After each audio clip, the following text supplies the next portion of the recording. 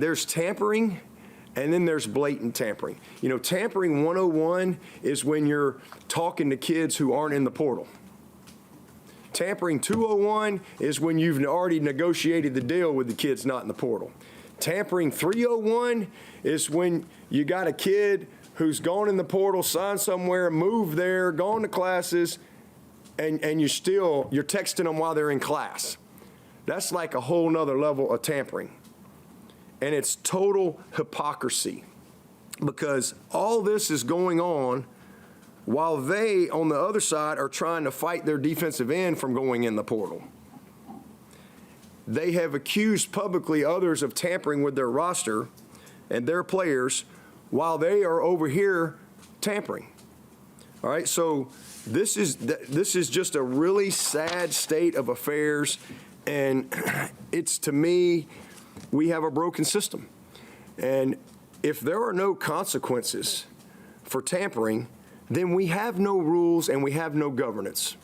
It's really just that simple. We're back at the College Football Enquirer, and one of my favorite Friday news dumps of the last few years, Ross, happened this past Friday when Dabo Swinney, Clemson's football coach, got up at a press conference that was initially called to reintroduce offensive coordinator Chad Morris, who had been the OC at Clemson before, but turned into a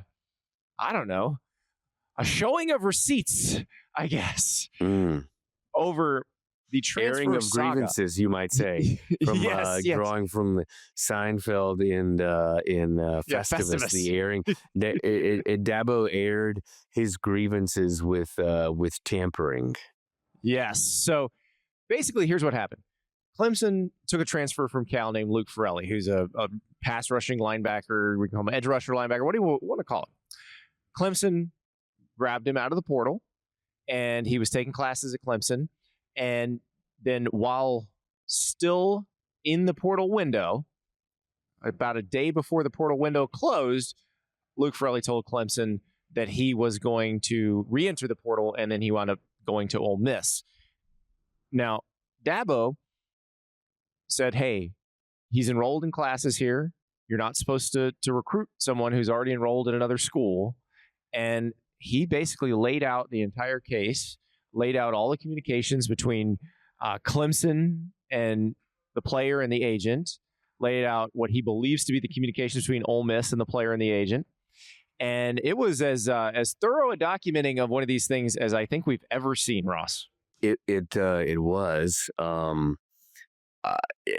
Timestamps, we had all that that Dabo gave everybody. And what Dabo did, you can agree or disagree on, but it's something that people, college administration and at the NCAA have wanted to happen for years and years. And it's for somebody, a coach, to actually publicly expose tampering. And because one of the issues of why tampering isn't enforced at the level that it maybe should be and why it's been so rampant is because you don't have those who are tampered with publicly or even privately produce evidence of the tampering. And now we got that not only privately to the NCAA, which Clemson filed, but also to publicly to all of the country. Dabo did it. So, I think the NCAA maybe confirmed that, it's pursuing this issue. I would expect that, soon enough, all parties involved at Ole Miss will be alerted that they'll be interviewing the player and others at the university about this tampering charge. And look, the NCAA has pursued tampering, right? I wrote about this actually just a week and a half or so ago. 95 tampering cases this year, some of them still resting with the Committee on Infractions. What we haven't really seen, though, is the NCAA release punishment on tampering. We haven't seen that. And maybe, as one athletic administrator recently said to me, maybe we should see that. That should be something that we should see. We see NCAA investigations in penalties, subsequent penalties come out publicly, but we don't see a lot of the tampering issue. And this is an NCAA remains, although we have 2 enforcement entities right now in college athletics, despite very little enforcement, the College Sports Commission and the NCAA, this still falls under the NCAA. Tampering does still fall under the NCAA. And people who ask, well, why isn't it being enforced more? And I think there are 2 reasons. One, the school tampered with doesn't produce enough evidence or no evidence. And number 2, legal concerns around, penalizing a school or coach significantly enough to deter tampering. So we're going to see that maybe be tested here. Maybe in this case, since it played out so publicly. So my friend Max Olson, who covers college football for ESPN, he has the best line about this, because we always talked about why don't more coaches turn in other coaches for tampering? And Max says, because they would like to reserve the right to tamper. And that is true in most cases. Dabo's the one guy who can probably do this because he doesn't use the portal that much. And he's not really going after guys that have already gone to other schools. So he's probably the one with the least skeletons on this front. And so he's probably the one who can. But here's the thing. This is why I think Dabo did it. And this is Graham Neff, the athletic director at at Clemson, who had it, was alongside Dabo in the press conference and obviously has his back on this. I think they probably don't expect anything to come of this. I think they want to expose that there is no enforcement of this and no penalty for this, or no real penalty for this. And I think what they would like is just a very public admission of this is the way things are, or something to actually happen. But I don't know if something's going to happen. Well, that's a good point, Andy. Maybe it's enforcement through publication. Mm-hmm. Like it's enforcement through the embarrassment of, this happening, exactly what Dabo did. Maybe that's sort of the new way. But we've seen a few administrators, right? We talked about it from our story from the NCAA convention a couple of weeks ago, as the SEC started considering this model of an SEC only rules and enforcement model, since there's not a lot of national enforcement. And Greg Sankey specifically highlighted to me in an interview the tampering and the lack of enforcement around tampering, and perhaps it should come back to the conference level, the enforcement around a lot of these things, since the national enforcement is absent right now. And maybe that's another avenue. This is another piece of this, because if I'm Ole Miss, I don't feel the least bit bad about doing this, because it's been happening to me for the last 2 months. Because Ole Miss's coach, Lane Kiffin, you may have heard of him. We talked about him leaving for LSU a lot. And he's been attempting to get Ole Miss players to come to LSU and has succeeded in getting several Ole Miss players to come to LSU. So if I'm Pete Golding, who replaced Lane Kiffin as the head coach at Ole Miss, what am I going to do? Like, I am besieged on all sides by this thing. So of course I'm going to tamper and try to get some people I'm going to try to get as many people as I can. And in fact, this spot opened up for this position, for this player, because TJ Daugherty, a linebacker who was going to stay at Ole Miss, who had privately told them he intended to stay, had changed his mind and was transferring to LSU.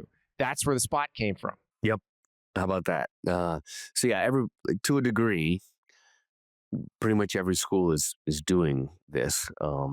Some more aggressively, obviously, than others, and some are having more hands-on. Like head coaches are having a little more hands-on. We see that with Ole Miss and the accusations from Dabo Swinney. It's about Pete Golding, that he was hands-on, communicating with the player.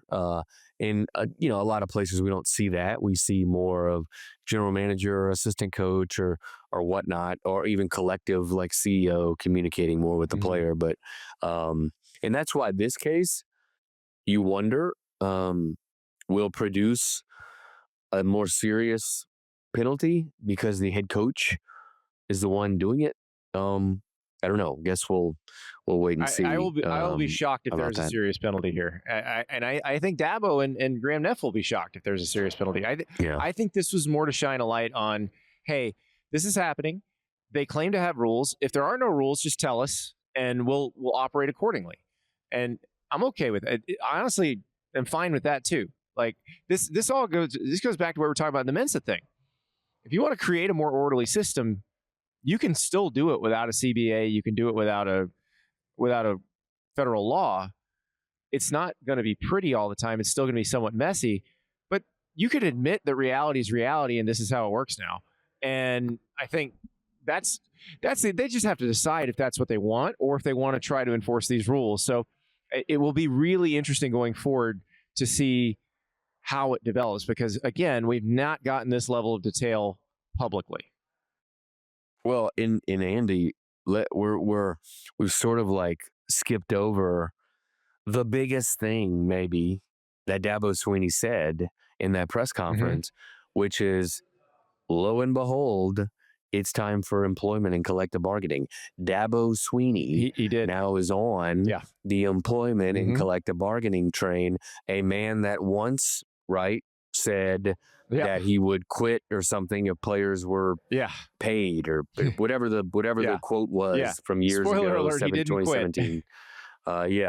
And so now he is realizing, like so many in the industry, that in order to have rules and regulations, in order to have enforcement, you need to have the other side, the player side, reach an agreement on these rules and these regulations. And people can say, and the plaintiff's attorneys do say it, is that the House case was a form of a collective bargaining agreement. It was not. It's the homeless man's collective bargaining agreement, because it's not even legal precedent, because the case never came to its conclusion. It settled. Our producer TJ asked a question, and I'm glad he did, because TJ is a great proxy for the audience, and I hate that I'm going to have to answer it the same way I answer almost every question these days, but it ties into what you were just saying, Ross. So our producer TJ asked, wouldn't making a rule that you can only transfer once unless you graduate or a coach leaves partially solve all of this, since he had already transferred? That would be illegal. You can't make such a rule. That would violate the Sherman Antitrust Act, and you would be very quickly hauled into court, and you would probably settle, because you would definitely lose, and you would have to pay treble damages if you lost.